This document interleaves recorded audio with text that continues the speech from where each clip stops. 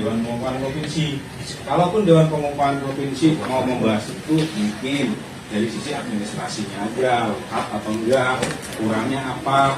Contoh kalau kayak Purwakarta kemarin dibilang rekomnya nggak ada, rekomnya ada, cuman memang nilainya yang belum jelas gitu. Nah itu kan tugasnya Dewan Pengupahan Provinsi, kalau yang seperti itu, bukan malah dijadikan alasan kalau rekomnya nggak ada gitu.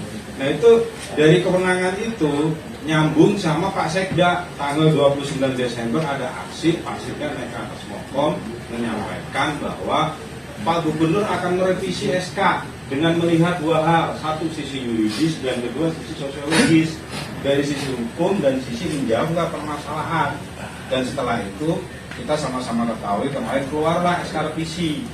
Yang di SK revisi itu alhamdulillah yang di SK kan baru 122 KBRI dari 487 kurang lebih itu, baru sekitar 25%. Baru sekitar 25%. Nah tadi saya nyambung yang oleh Bung Dandan, salah satu konsiderannya adalah memperhatikan surat kepala dinas. Kenapa muncul 122? Nah kami pengen lihat nanti bener tuh tadi yang surat kepala dinas ini isinya apa. Kalau memang isinya merekomendasikan mengurang-urangi dari yang 486 menjadi 122, dasarnya apa?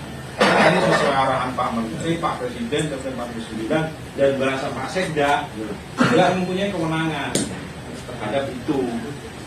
Itu yang pertama terkait konsiderannya, kewenangannya apa. Terus yang berikutnya adalah perbandingan. Hanya Jawa Barat yang rekomnya 487 yang di SK kan cuma 122. Banten itu ada 562 KBRI di SK kan semua sama Pak Gubernur. Banten, di Jawa Tengah pun seperti itu, dan di Jawa Timur pun kalau yang mirip-mirip sama Jawa Barat itu kalau jumlah KBRI-nya ada di Jawa Timur. Jawa Timur 156 di SK kan semua kok sama Pak Gubernur. Gitu. Ya, Bu. Artinya Jawa Barat ini ada apa gitu?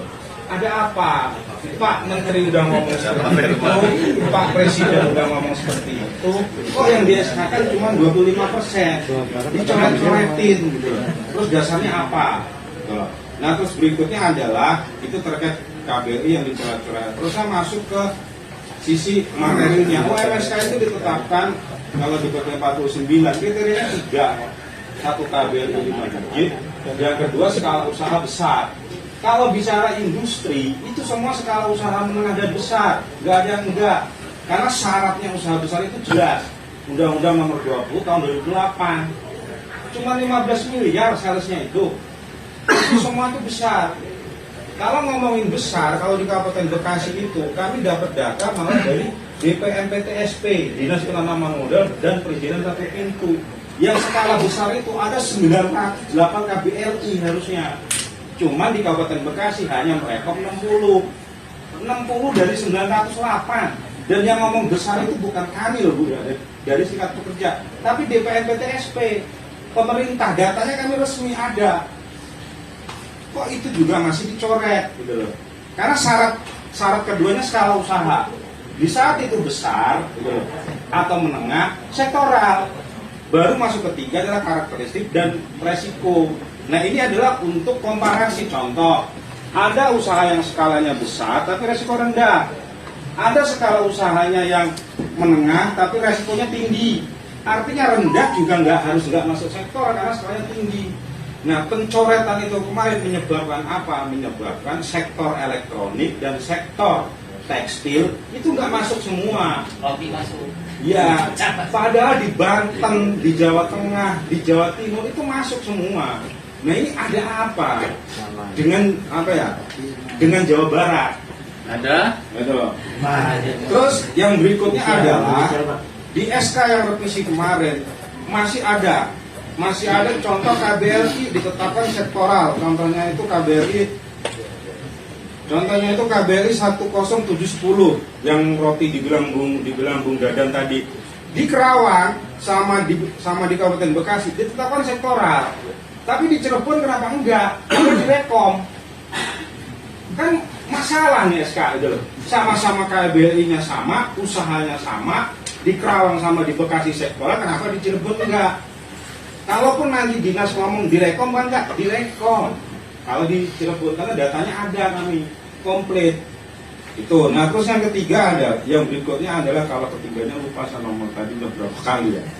Nah terus berikutnya itu nilai Bu, nilai UMSK. Gitu loh. Kenapa nilai UMSK itu dikurang-kurangin? Pertanyaan kami. Kembali satu ngomongin Banten, ngomongin Jawa Tengah, ngomongin Jawa Timur, nggak ada yang kurang-kurangin di 3 provinsi itu. Kenapa di Jawa Barat ini kok dikurangin? Dari 19 rekom yang sudah di SK-kan 17 rekom. Yang sesuai rekom itu Purwakarta, Indramayu, dan Kota Tasik. Dan Kota Tasik. Purwakarta itu yang tertinggi, yang terakhir itu 17% di atas UMK. Indramayu hampir 28%. Tasikmalaya itu ada di angka 7%. Kenapa daerah lain kok dikurang-kurangi? Kayak Kabupaten Bekasi, kayak Kota Bekasi, kayak Subang, Majalengka, Cianjur, kok dikurang-kurangi? Atas dasar apa? Padahal Purwakarta bisa 17, Indramayu bisa 28%, Tasikmalaya bisa 7%. Itu dasarnya apa nih? Kalau bicara Purwakarta kemarin, kenapa Purwakarta angkanya tinggi beda-beda? Kalau nanti dinas ngomong untuk sektoral itu alpanya berbeda, Purwakarta alpanya sama untuk nentuin sektoral, cuman based on-nya yang dipakai Purwakarta beda. Untuk nentuin sektoral adalah berdasarkan based on sektoral tahun kemarin yang ada di perusahaan masing-masing dengan indeks, dengan UMK. Kalau UMK-nya indeksnya 0,7, sektoralnya juga 0,7. Nah kenapa daerah lain nggak disamain Purwakarta aja semua? Kabupaten Bekasi, Kota Bekasi, Kerawang, dan yang lain-lain. Nah, endingnya Bu, yang pengen kami sampaikan apa? Dari semua masalah yang kami sampaikan tadi, kami menuntut revisi SK yang paling terakhir dan yang paling simpel itu.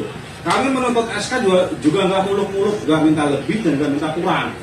SK kan rekomendasi kabupaten kota sesuai dengan rekomendasi mereka, tanpa ada yang dikurangin, tanpa ada yang dilebihkan, dengan dasar yang tadi sangat-sangat jelas.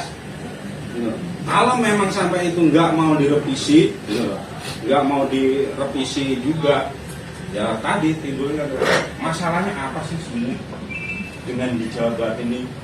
Kalau saya kan nggak sebut nama Pak Firman gitu, artinya permasalahannya apa di Jawa Barat ini gitu. Dengan segala permasalahan yang kami sampaikan tadi, gitu. Semuanya jelas, gitu. Semuanya jelas. Nah kami berharap tadi benar yang disampaikan Bapak, gitu. Kita harus sama-sama menjaga Pak Gubernur kita bareng-bareng, gitu. Iya, harus menjaga bareng-bareng. Ya mungkin endingnya yang nggak ada yang salah, kagak ada yang benar, yang paling penting SK direvisi sesuai rekomendasi, semua nama baik kembali, gitu. Selesai permasalahan, itu harapan kami. Terima kasih. Assalamualaikum warahmatullahi wabarakatuh.